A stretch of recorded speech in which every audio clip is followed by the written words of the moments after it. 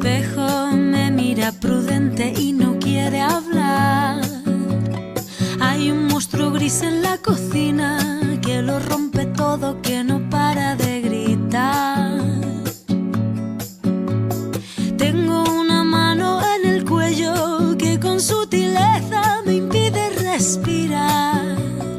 Una venda me tapa los ojos, puedo leer el miedo y se acerca.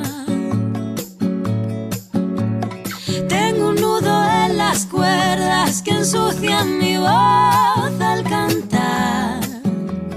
Tengo una culpa que me aprieta, se posa en mis hombros y me cuesta andar. Pero dibujé una puerta violeta en la pared y al entrar me liberé, como se despliega la vela de un barco. Desperté en un prado verde muy lejos de aquí. Corrí, grité, reí, sé lo que no quiero, ahora estoy a salvo.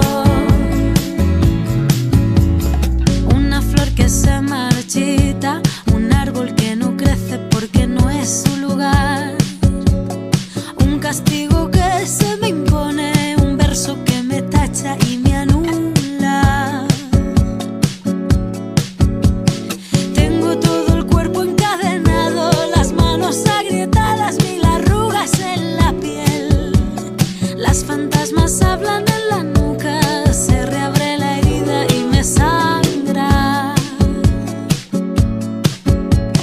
Hay un jilguero en mi garganta que vuela con fuerza.